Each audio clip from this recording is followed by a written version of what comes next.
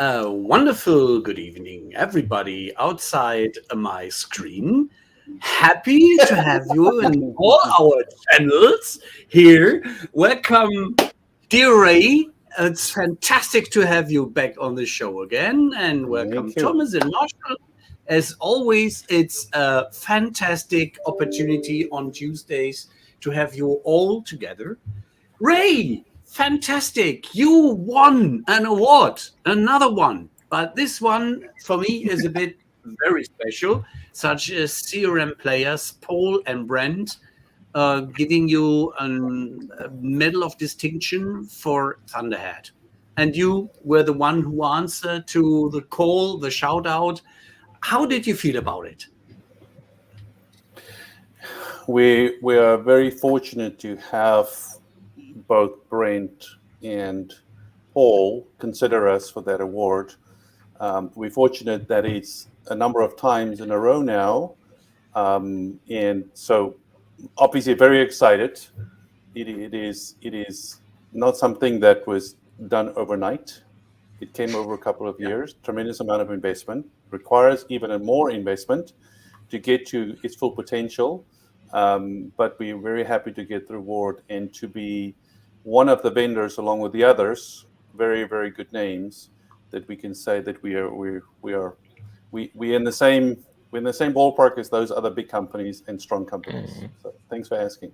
And you've been at the top of your game for quite some time now. Yeah. Which relates to the other praise event reward. 11 years at Thunderhead. Wow. Thank you. Congratulations. Yes, thank you. It has been an interesting ride. I can say that I am a much richer person as it relates to knowledge and skills after 11 years. So, and I suppose that's all, that's important. So. Oh yeah, it's one of the most important things. Yeah. And I hope that the contributions Thunderhead has made to take key concepts like Journey Orchestration to where it is today is appreciated by the broader industry. So, yes. And I would say from what we learned from our upfront sessions, the panel one with Christy and Graham, and the ones with you, and some talks off the show, it is very interesting to see how much heartbeat and how much involvement you as a human being, as a person, and as a knowledgeable chap, and also as giving it heart and soul to a certain degree, are involved in that development, which gave you some more awards in a row, which if I was in your chair, I would be proud of that. Yeah.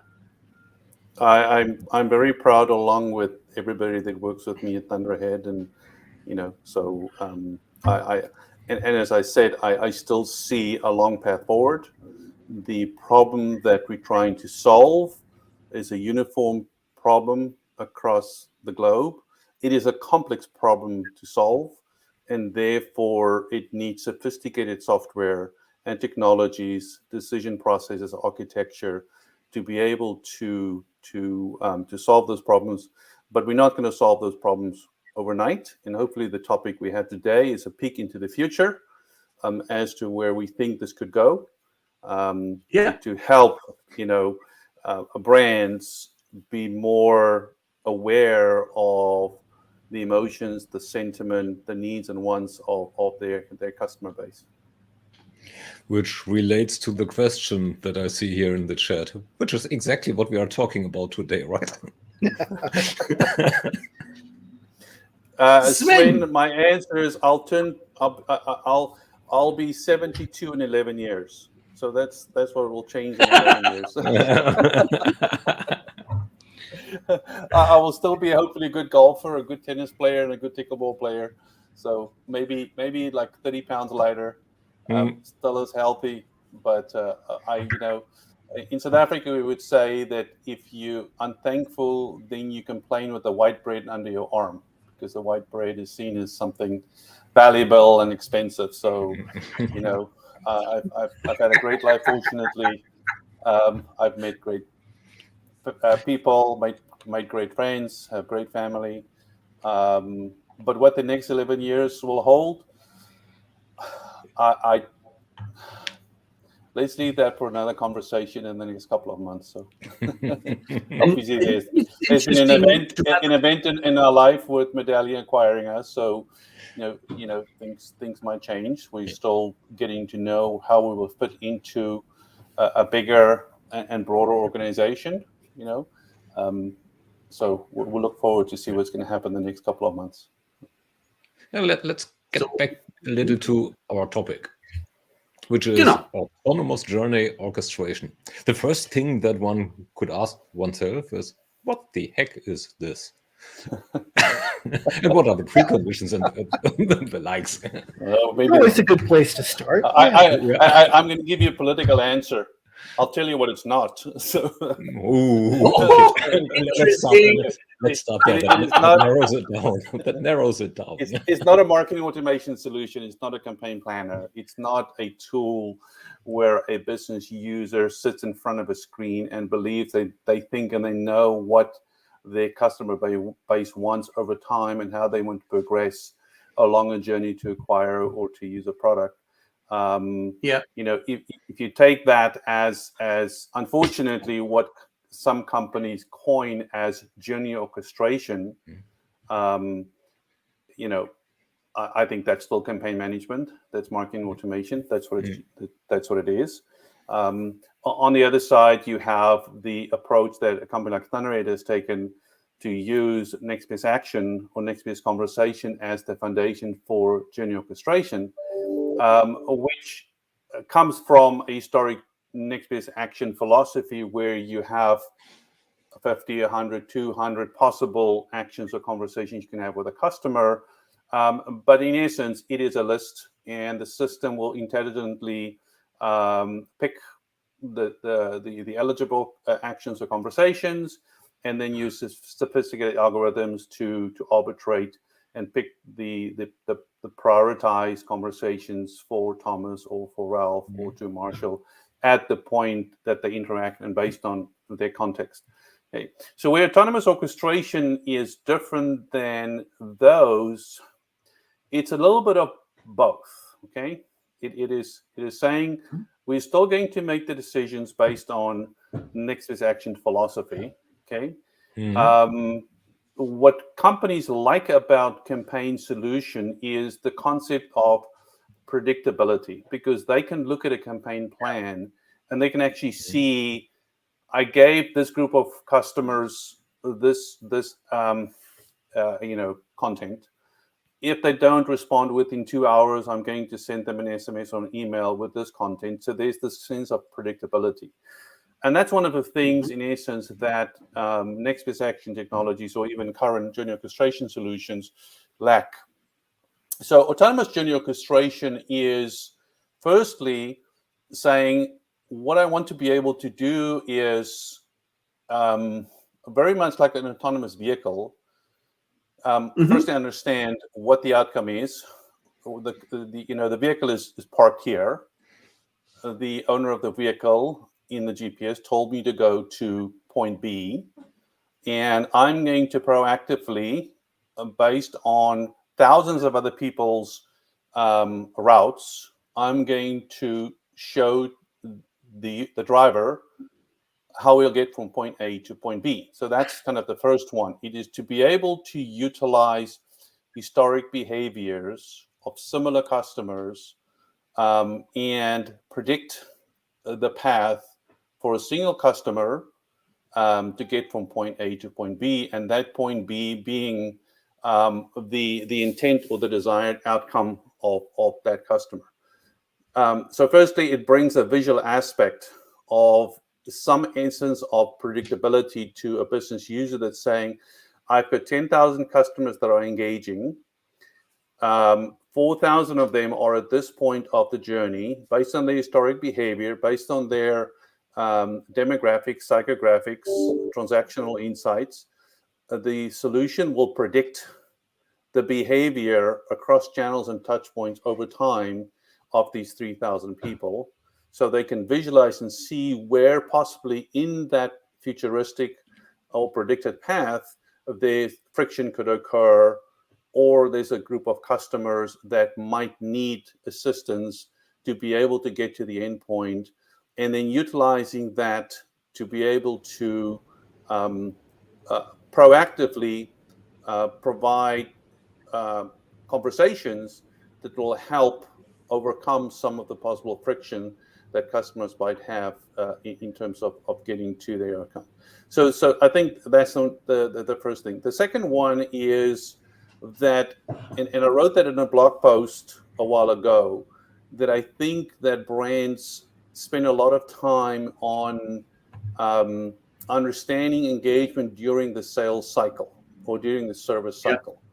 There is not enough time spent on understanding how a customer uses the product. Okay, so I think that autonomous orchestration is dependent on more and continuously attached sensors, where the consumer and the product that he acquired from the brand, and possibly other products from other brands, are more digitally registering use. And we talk about IoT, and it's easy to see on a cell phone how you use your cell phone. And that's why I think mobile companies have the ability to do better engagement than some of the others, because you have a digital device that continuously tells the brand the use or lack of use of that product, where it's used, how it's used, when it's used, why it's used, etc. And that's what we need to get to, the point where every product that brands create, where possible, need to start having IoT capabilities, so that the brand can continue to get feedback about not just how the user went in the sales cycle, okay, but how they're using the product, which provides insights about, was the intended outcome achieved? Are they using it as we thought that they would be using the product? So I think when I talk about that, there's two elements of autonomous orchestration. There's the one of more connectedness, and the other one is more autonomous, where the business user has the ability, very much like you have the 5 level of autonomous driving or driverless driving, the brand can decide at what level they want to be. And a lot of it is based on building trust, because current trust is embedded in the visual interface of a campaign plan. Okay, the lack of a campaign plan is, how does a marketeer or a business user trust that the next best conversation is actually a relevant and appropriate conversation to have with that customer? And that's why predictability and proactive understanding of journeys becomes so important. So the business user can start building trust, and maybe through levers start with little trust, but as they see that the autonomous system is doing what it needs to do, start loosening and allowing the autonomous solution to do more and more. Very much like a person buying a Tesla vehicle, holding on to it, within the next day they take one hand off, the next day they take both hands off for 2 minutes, and the next day they may be sitting back and letting the car drive so they can do whatever they need to do while they drive. I'm still on the level of holding to the wheel with both hands. The interesting aspect is you described, Ray, a broader view, such as it's not only a short journey, I buy something, it is the development over a life cycle. So the customer life cycle as a perspective, and the customer life cycle management gets a certain revival. And with that technology in place and at our hands, it's becoming extremely interesting to see the perspective, how this is in overall developing. And this comes to the LinkedIn user, whoever it is. I know who it is. I think it's Graham. I guess it's I think it is, yeah. Which ties basically back into both of your statements. First of what Ray said before. So it's not campaign management. And the observation that you just shared, that there is a trend back towards exactly that, because this is what CLM is, customer lifetime cycle management, which is a last millennium concept to me. So it better For me, stay resting in peace. Yeah, and I think something fundamental to understand as well, and I'm part of the industry, so I can't be harsh on the industry. I think a lot of companies say we are customer centric, and when we actually talk to them and saying, this is what you need to be customer centric, they say, well, we can't really do that yet. Okay, and that's why I say this concept of autonomous orchestration is really a peek into the future. It is not just about the technology to orchestrate experiences, but also fundamentally, it is it cannot orchestrate appropriately if the brand is not truly customer centric. Okay, but customer centricity also needs to be supplemented by ecosystem understanding. Okay? So when a car drives autonomously, you have to understand the white lines on the road. You have to understand the speed limit. You have to understand the vehicles around you. And I think that it's easy for us to say one-to-one engagement, as a move on from segmented campaigns. Okay, but I think the concept of the customer ecosystem, is a part of the evolution towards autonomous orchestration. It is from a product perspective, is what is the capability of the products a customer own to understand its own usage and where it's used, but how can it possibly engage or interact with other products the customer owns, and so those are the type of things that I think will evolve over time without being too specific, because I don't think I have the answers for it all. I'm just trying to put out a future in terms of, I think that what we have today is not sufficient. And I think it has been proven in the fact that journey orchestration as a philosophy has not been fully consumed into the marketplace. And I think the main thing is the lack of trust. And the second one is that visible understanding in terms of how can we portray to a marketeer or to a customer service supervisor or CXO, what is the predicted behavior of customer over time, so they have control. They feel they have control over stopping it, pausing it, because of the impact that it has on the brand, as an example. So. So as it's up there right now, so let me start to answer that as I was addressed right by Sven. We will, regardless of whether they're intelligent systems or not, because whether my bot or I has a journey, there is a journey. I have an objective to achieve, and whether I delegate that to the intelligent system that may or may not exist at that time, I still need to want to have it done. So it will look different. That's the only thing.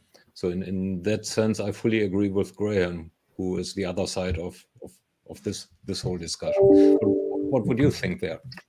Well, I think that, you would want over time things to be more autonomous. Okay. But the important thing is you have to allow the brand, give them the ability to provide the constraints under which that autonomous orchestration technology can operate. It's very much like a vehicle. Tesla doesn't sit there and manages every car that they sell. They provided constraints within each sensor within the vehicle to understand how far is the car to the right, how far is the car to the left, in front of them, behind them, what is the status of the driver that's actually driving. So I think as long as you provide the brand with the ability to prevent accidents by building constraints into the platform, or constraint capabilities into the platform. You'll see I'm doing a presentation in a couple of weeks for the European CX organization, and a big element for me of the architecture of autonomous orchestration based on being able to sense, perceive, and plan and act is the ability to understand the constraints of the ecosystem. And that's not just the immediate ecosystem. It is, when you think about journey orchestration, it is what is the weather like? What is the political situation like? So very, very closely aligned constraints in terms of the person's age, as an example, but also the broader political and environmental status that needs to be available to make sure that those decisions are made in the context of the ecosystem that customer operates and exists within. So. Okay, so what do you think about Graham here? I tend to agree.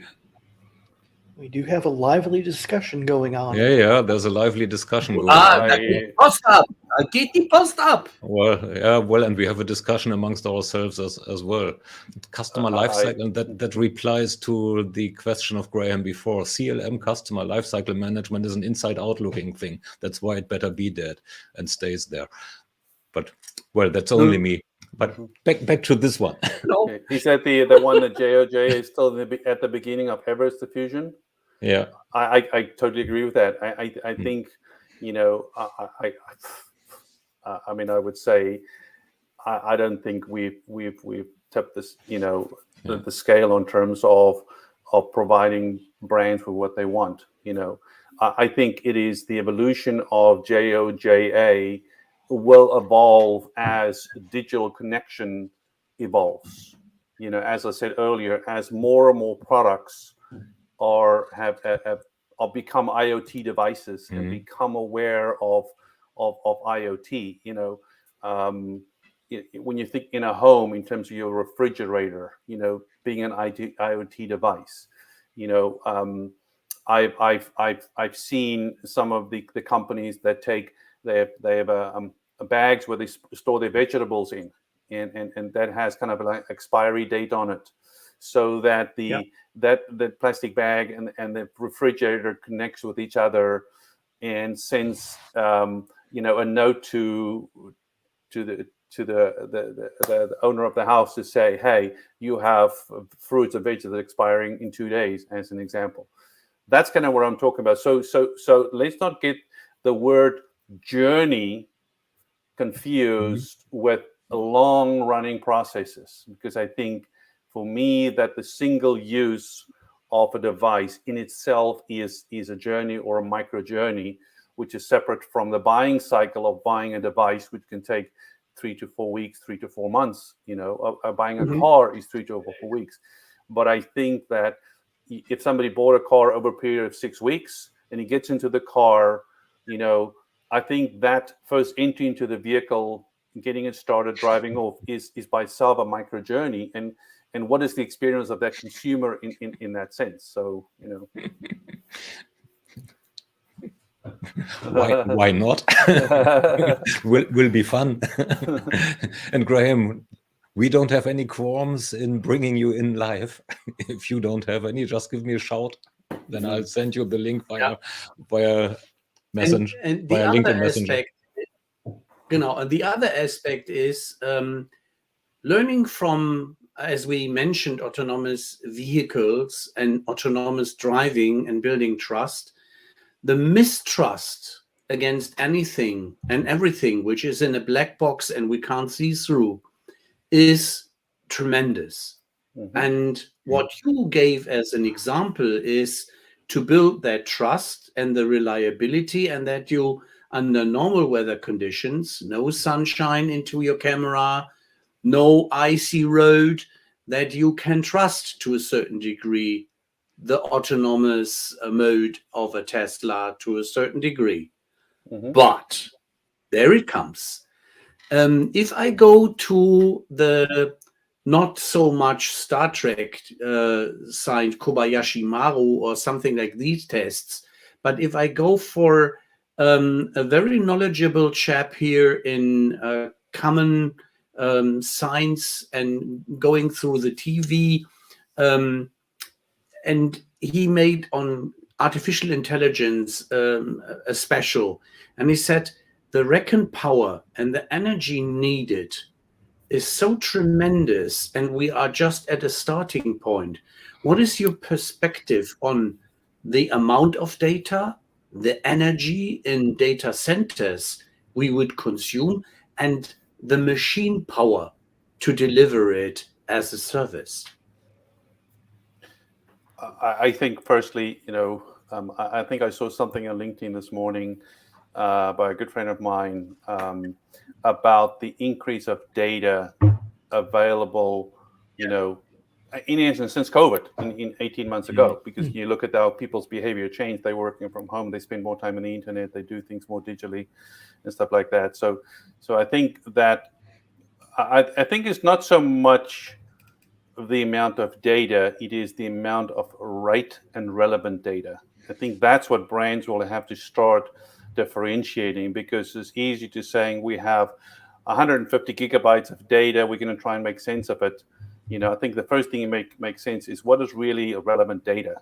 Otherwise your amount of computing power you're going to need to find one insight is going to be exponential. When you look at again, autonomous vehicle, because that's what the conversation is about, it is very specific on the data it needs to be able to instantaneously react to changing situations while the car is being driven at 100 miles an hour. Okay, it doesn't consume all data. It has the ability to ignore the data that's not relevant. Okay, but it also know what is the critical data it needs to make a decision. So I think more the question is, how will brands being able to decipher, to understand what is data that is critical to their decision-making process versus what is the amount of data that we can accumulate, and we're going to have 3 CDPs, and we're going to have, we need, AWS stories that 10 times the stories that we have today. So not sure if it answers your question, Ralph, but that's kind of the way I think about the data that is needed. So how to identify what the data that is needed Correct. is at any given point in time, because you don't even know the problem that might be there. Tricky question. And I think that's why like machine learning becomes so imperative, because you can throw 150 features that was engineered features, at a model. But if you start looking across models, you can very quickly identify that there's 12 features that are applicable and relevant in all those models that are generated. So your focus should be there for, how can I increase, the insight or information I have about those relevant features. I'm sure you've all seen this, but this is very, appropriate at this time. Somebody posted a picture on LinkedIn of a military plane in the Second World War that came back to England with a lot of bullet holes. Yep. Okay. And they were talking about, well, let's look at the holes of the planes that made it home. Why did they make it home? And then somebody said, no, you should have looked at the bullet holes of the ones that didn't come home, because, and I think that's kind of the situation. Let's make sure that we use the right data for analysis, versus just doing analysis for the case of analysis. So. Yeah. So you right now used an interesting word, which is instantaneous. In the tech world, people would say real time. Knowing you deliberately used the other term. Well, I think a real time. I try to use in the moment at Thunderhead, because in the moment me was trying to understand. The example was somebody's on the call with an agent, but he's also browsing the website. And how can the agent be aware of the context given in the moment by the user on the call with him, but what is the customer researching on the web? That's kind of the moment. I think they all in many ways mean the same thing if you go from a dictionary perspective. I think for me, just the word instantaneous, for me is a stronger word than the word real time. Using the example, if the garage door is closing, and I trigger that I'm walking through the sensors. If the garage door operator says, the door will in real time stop, for me, that will still be mentally, it will be weaker than if it said the door will instantaneously stop. If I go to an ATM and I draw money and I put in my PIN code, and it takes 4 to 5 seconds for me to get back my available balance, that to me, I perceive that as acceptable in a real-time world. But I don't think that is acceptable in an instantaneous world, where when you again come back to autonomous vehicle, is that I realize that the car in front of me is decreasing the speed from 100 miles an hour to 80 miles an hour. The car needs to instantaneously react to that. There's no 2 or 3 second delay, because 2 or 3 seconds is too long. So I think, Marshall, you had maybe mentioned earlier, real time is a minute is acceptable. I would say instantaneous, a second is not even acceptable. Less than a second needs to be. And I think autonomous orchestration, that as consumers, and especially younger people that are using devices more and more and more and more, as they're engaging with their connected devices, and you need to instantaneously realize the change in behavior that could impact the intent or the wants and needs of that consumer.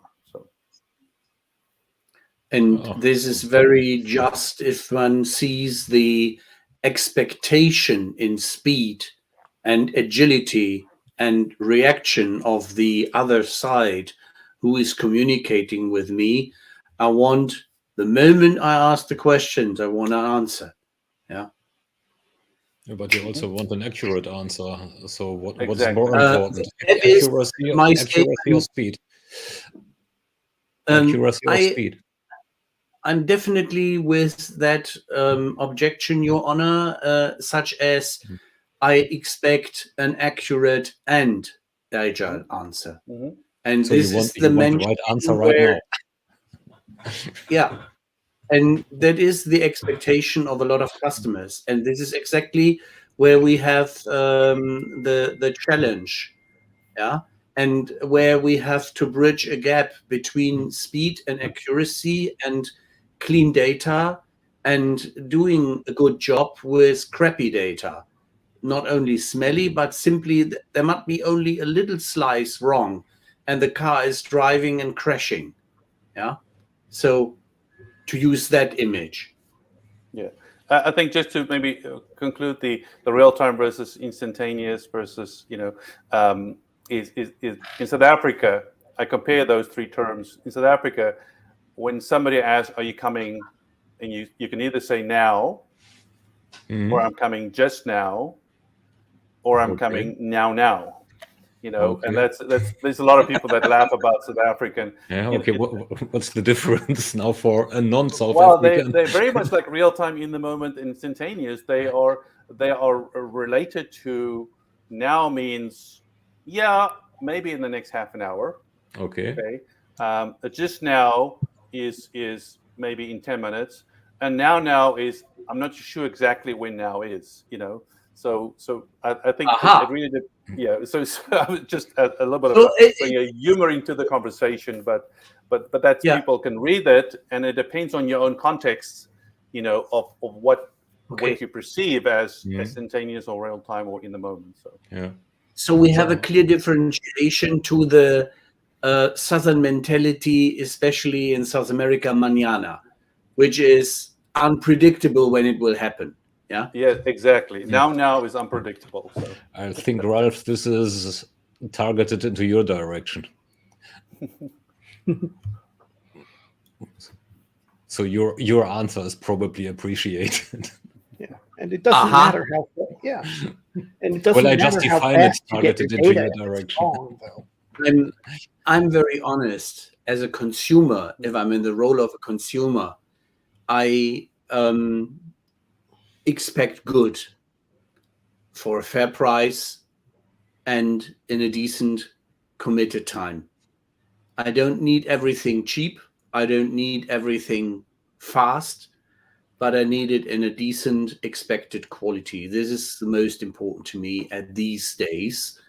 and with my expectation that I buy goods with sense as a consumer. I would like to have a certain lifetime of the product and duration, and that it is sustainable and not harming my health. So to answer a lot of me getting older and looking for less sweets, less sugar, less fat, anything which is bad for my heart and bad for my marriage, such as I have a lot of vegetarians around me. And so this might answer partly. Yeah. Getting back to that one, because it is, well, similar to a conversation technique that should be observed more often. If you are asked a question that you can't answer right now, there are two possibilities. Blubber ahead and say something. Political aspect? No, this is stupid. or lean back and think. Mm-hmm. Oh, the third one then. No, I will get there's no, to you. there is no third one. So answer right now. In say your world. something, which or think. So To come back to the gunfighter's topic. maxim. yeah. Fast is fine, but accurate is final. Final or finer? Final. Final. As in, Yeah. if you are accurate, you kill the other guy, you win. Getting the first shot off is terrific, but you're going to miss if you rush. You think about it. Yeah. And also to come back Sorry to for being the, American, by the way, and bringing gunfighting into it.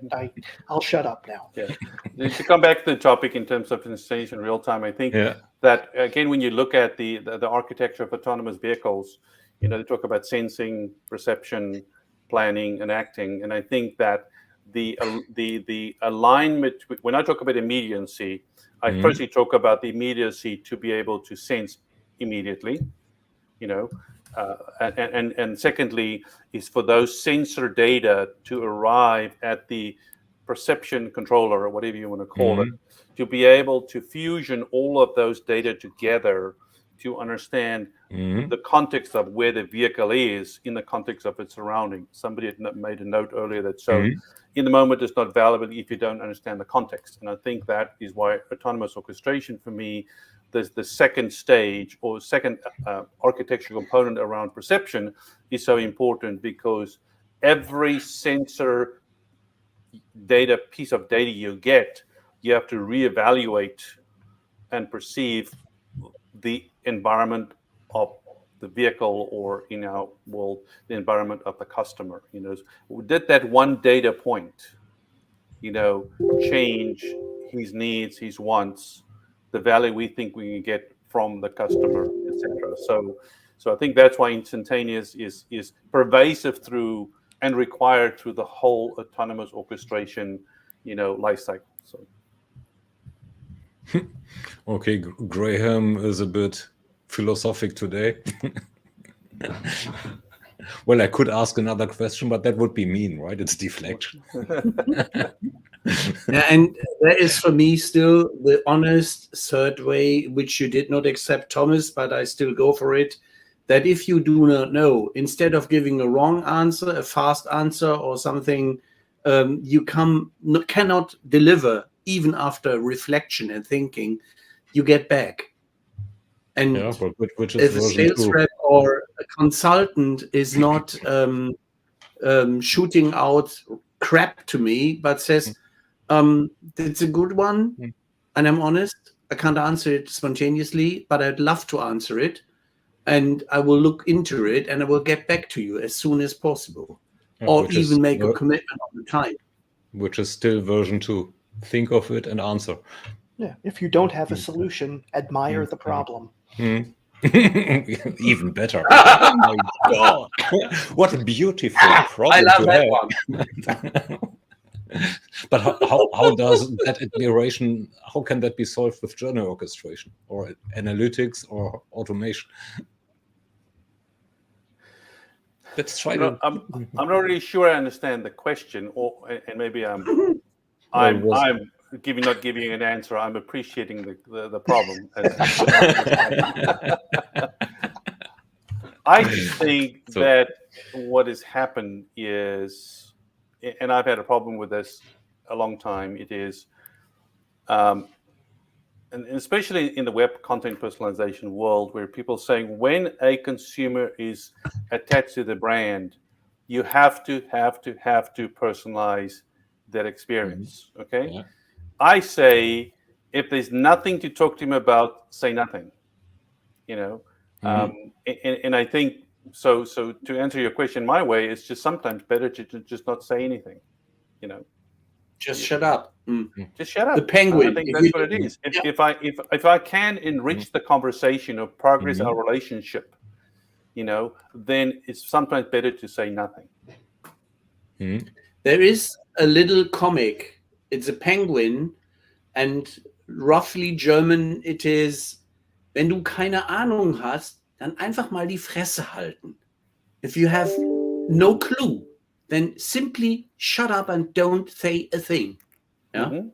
And some politicians would be smartly advised to do exactly like this, instead of going to what we call Sprechdurchfall, simply doing laber, laber, laber, useless, nonsense, whatever. But they keep talking. So if we go for keep talking to the consumer, but in a smart sense, is there a differentiation between if I'm in the role of a marketeer and I want to do journey orchestration for business to consumer and business to business? Let me just say, I think when you say I want to do journey orchestration, I think that's fundamentally incorrect. We need to enable journey orchestration. We don't do it. When I do a campaign, I create a campaign. I create a plan that is based on my knowledge and skills and insights. I want to enable a journey, and I want that journey to be customer managed. Okay.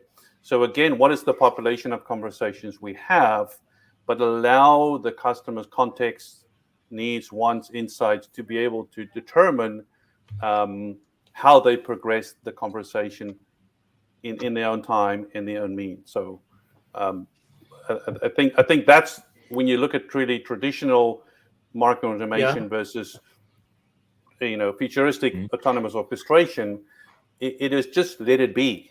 Just be an enabler. Okay. I think that's for me a key thing. The idea is that when you drive an autonomous vehicle, you have to do less. You have to think less. You don't have to really worry about what's happening in the car next to you, behind you, in front of you, because you've now built up trust that my vehicle can respond better than I could. Okay. Yeah. I might have responded in real time. The vehicle can respond instantaneously and avoid, 80% of accidents, as an example. So. Yeah. So it's the job of the organization, the journey orchestrator, to get out of the customer's way as much as possible. Is that fair? I would say so. Again, I wouldn't use the word journey orchestrator because it sounds like somebody doing something. Understood. It is a journey enabler. If I may say, I'm enabling you to engage with us. That as you engage with me, my sensors, my listening capabilities is building up an understanding of who you are, what you want, what you need, how you want to be engaged with, what you don't like. And as you engage with us, we will respect what we've learned from you about you and your wants and your needs. And we're going to gradually provide you with opportunities to help you progress in the journey so you can achieve your outcome in a frictionless manner, hopefully in less time. But if Marshall takes 3 days and Thomas takes 1 day, then the solution needs to be technically savvy to understand that Marshall is trying to get this done quickly, where Thomas will take a lot longer to do it. So, and unfortunately, faster than I am. Yeah, when you look at campaign systems, I mean, they saying if somebody doesn't respond within an hour, they're going to do this. So all four of us, if we don't respond, we get it in the same way. But they should historically have seen that Raymond takes 2 hours to respond. So maybe if Raymond doesn't respond in 3 hours, I'm going to entice him to go to the next step. Where Marshall, he responds in 3 minutes. So therefore, if he doesn't respond, maybe entice him in 4 minutes. And they just not good enough to understand consumers' wants and needs throughout the life cycle. I see a lot of times in consultancy situations when people think about journey orchestrations and they rely on technology, that they are challenged with a problem that they would like to assist their business partners, such as the challenge business to consumer. Wouldn't that be also a marvelous opportunity for autonomous journey orchestration, the very fast, das sofortige, Power jetzt. You struggled with the word, so now I've lost the question.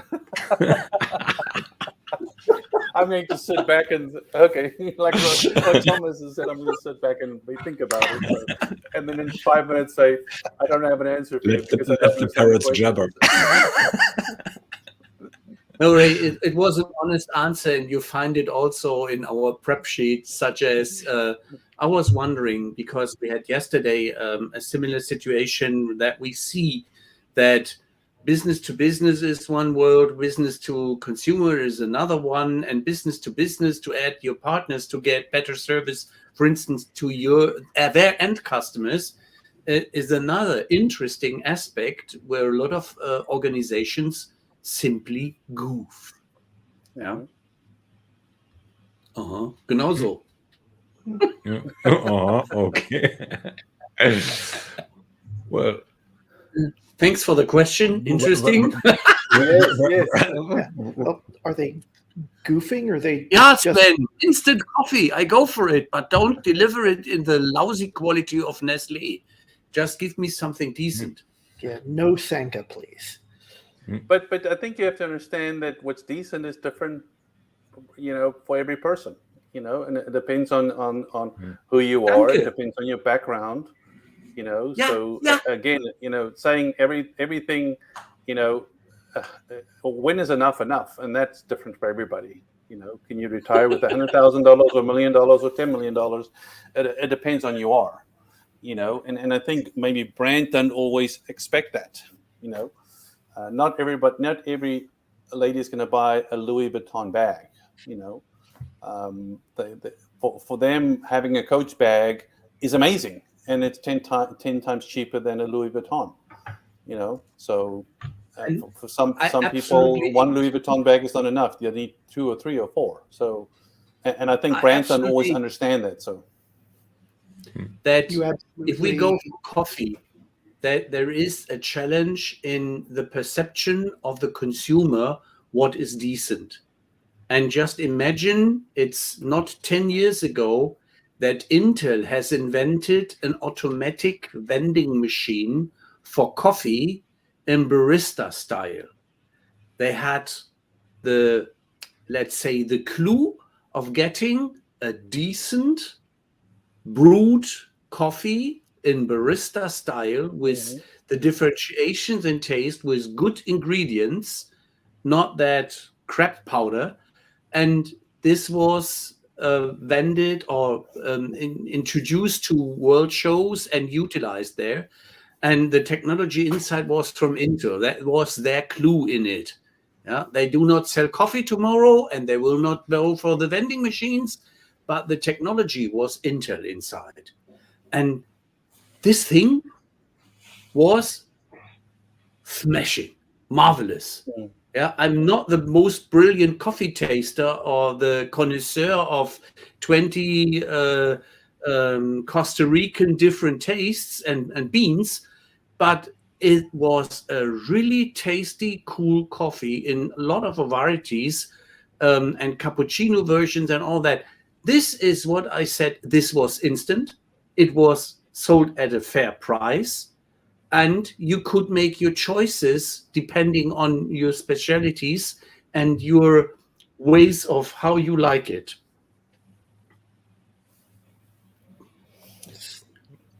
So coming back to autonomous orchestration, something I think we're getting close to time. Yeah. You know, I think again, just to make sure that we position this conversation appropriately. I'm not trying to specify here what is the final solution. I think in a presentation 2 weeks from now that I'm doing, I'm much more focused on trying to get to the next level of possible technical architecture, conceptual architecture that's needed for that. Today is just a great social conversation, and I hope that this conversation makes people think about the problems they have today and how some element of better connectedness, moving from real-time to instantaneous, the ability to predict future behaviors in the context of journeys based on past behaviors, you know, how those can overcome some of the issues that brands have today when it comes to how do we progress from marketing automation to journey orchestration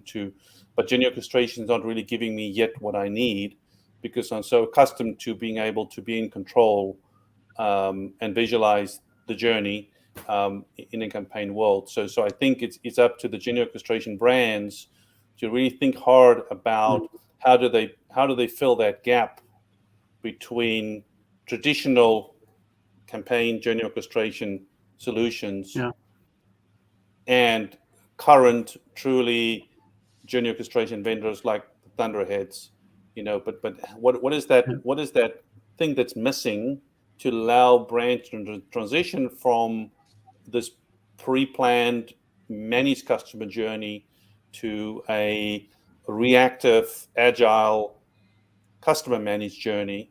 And I think that some of the elements that came up with the conversation today around and learning from the autonomous vehicle industry, you know, it might be good for us to think about how do we bring those in and accelerate the capabilities within journey orchestration solutions to be able to fill those gaps and really make brands feel comfortable that we can move from this world to a future world without a loss of anything. Because I think right now yes, I can move, but I feel that there's a gap. I'm losing control. I don't have the trust yet. As you talk about the black box, you know, is how can these journey orchestration vendors make the box small and allow the brain to decide over time as trust grows the size of the box. Without spilling the beans on the event with ECXO on 18th, I think it's on 18th. 24th. Okay.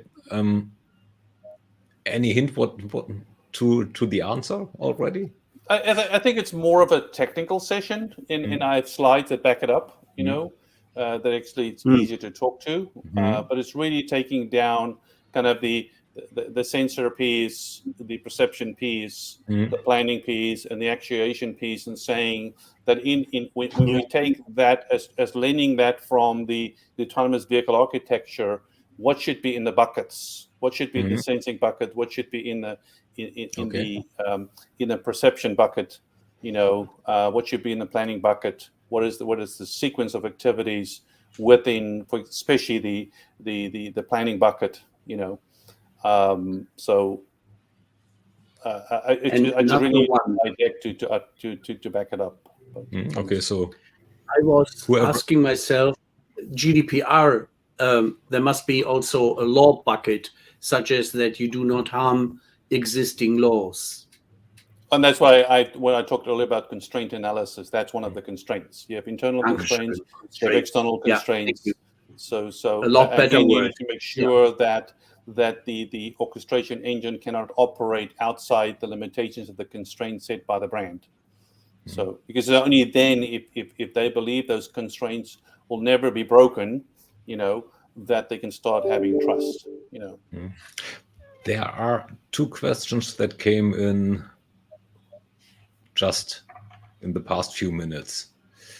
So I think you sort of answered that, and it's basically a leading question too, but let's still confirm. Is that this one? Is poorly thought through JO a risk for brands? Are low quality interactions bad for branded experiences? Oh, absolutely. But that's not related to just JO and JA. That's the same with campaigns. That's the same with campaigns. Same with A/B testing solution. Any time when you want to automate decisions at any level, adding something to a segment or not segment is putting it at risk if you don't have the appropriate data to determine if that person should be in that risk or not, in that segment or not. So absolutely yes. But it's also not, as I said earlier, it's not just about the volume of data. It's making sure you have the right data that is relevant to the decision you're trying to make. Or get made. So the follow-up question is basically this one, what's your prediction there? Because that can only be a prediction, right? Or a hope. I would think campaigns would go away, okay? But I think that their business processes will not go away, because I think that business processes is there because there's a predefined sequence of activities that has to happen over time. Like, for example, onboarding. When you onboard somebody with a new phone, step A, step B, step C, step D, step E, it has to happen in time. And so I think, but, when you look at the traditional focus of campaigns, which is to market to a lead or for a new product for a current customer, I think that the way it is defined today, just because I don't think brands will be able to respond quickly enough to changing campaigns as consumer behavior change. We just seen in the last 2 years what's happened. We all thought we were through it, and now the Russian invasion has come, and we're all supposed to asking now, how has that changed our behavior? And when that's over, I think the question was really, so what is next? So I just don't think brands, are able to going to be able to respond quickly, to maintain campaigns, And obviously, the other problem with campaigns is campaign analytics is focused on just tracking the campaign steps, not the interactions between the campaign steps. So you really you're blinded towards your customers' behaviors, your preferences, wants, and needs, because you're only focused on listening to, did they respond to a campaign email, did they respond to a campaign SMS or not, versus maybe they saw the email, they didn't respond to it, but they went and bought the product 2 days later on a different device. Okay, how successful, how can you start tying that campaign email to eventual outcome, even though it happened 2 days later, without some direct correlation to a click or a not click. So a campaign would become less of a defined thing and more of, say, a product announcement and an invitation to explore in whatever way is best for you as a customer. Because I can't imagine the idea of a marketing campaign completely disappearing. Maybe that's a failing of mine and my imagination. Well, you're not. If so, you are not alone with it. True. Yeah. Again, we have to focus. What's the purpose of a campaign? A campaign, as known today, is somebody defining a predefined 10 steps that I'm trying to create demand. That's what a campaign is good at. Okay. But it is what's happening after that initial demand creation is demand is saying that I am assuming how customers will behave, and therefore I'm going to lock in a group of customers within the segment that when I created the demand, they didn't respond the way I want to go to step B or to step C or to step D. So you are proactively constraining the users, and that's why Journey Analytics in itself today, the way it is today, it is saying that I'm creating that initial demand, which is campaign step A, but campaign step B, step C, step D is determined by the customer's behavior, their likes, their needs, their wants, their demographics. And that's the fundamental difference. And that's why I'm saying campaigns will die, because campaigns is perceived as that long-running process from A to Z with a lot of if analysis in between that doesn't allow the customer to be in control, because the brand is controlled by the way that it built the campaign plan. So is a campaign a journey? I think yeah. It's a mean question. He's a smart guy. He's a smart guy. I think a campaign is inside our journey. I mean, that's what it is. It's a managed customer journey. It is a way to say, I'm forcing my customer through a predefined set of steps in this journey. So you can use the word campaign, you can use the word journey. I think the fundamental really difference is campaign is inside out. It is generally product centric. Okay, it doesn't allow. It treats everybody within the segment with the same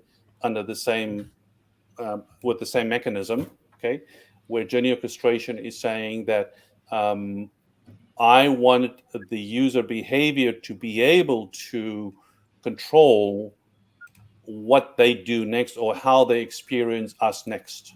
And it comes back to what I said earlier. You don't orchestrate journeys, you enable journeys to be orchestrated. So he basically answers his own question there, giving you a smooth way out inside. So maybe we, amongst us, we could adopt this terminology, say pathways as it is pre-created. It's like this terminology of journey mapping, right? You're not mapping out the journey. You're basically drawing the path. You're doing what a route planner is doing. You're laying out the way from A to B. You're not mapping something. You're using a map to lay out the way from A to B. And this is probably where the difference. Yeah, and I think Thomas, when you go back to a journey, think of a GPS perspective. I'm on point A, I want to go to point Z. Mm-hmm. Okay, yeah. That yes, the system based on 10,000 other people that use Waze will tell me you'll get from A to B to C to D to E in this way. And a campaign plan said, okay, well, I'm going to use that to create a predefined campaign plan. So everybody now will go A, B, C, D, E, F, G, etc. Mm-hmm. Where with Journey Orchestration saying that I have A, they've told me they want to go to Z, or I've discovered they want to go to Z. They've now gone to B, but now they have behaved because they don't have enough gas in their car, or they're driving a Tesla and they have to get a charge. So they have to go to E temporarily to be able to do that.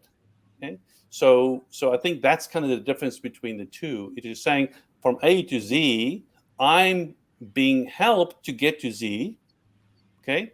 But I'm not being forced to get from A to Z in a certain way. And that's the difference for me between campaigns and Journey Orchestration. Okay. So as I shall get mapped out, I leave the word to you, Marshall. What are we leaving to me now? Famous last words before our guest. Famous last words, probably. Famous last words. Well, it sounds to me something that occurred to me earlier, and it sounds that Ray has been talking around it, and we all have, that journey orchestration and journey automation starting to sound like civil engineering and surveying, land surveying, where you're looking at usage patterns of a road and making sure that all the traffic lights are properly timed so that the customers or the drivers, if you will, can get where they need to go. And as needs change, then you build new roads. It seems to be a decent analogy for what we're talking about. And if I'm wrong, well, hey, it says it down there, court jester. I don't have to be right. I just have to be funny.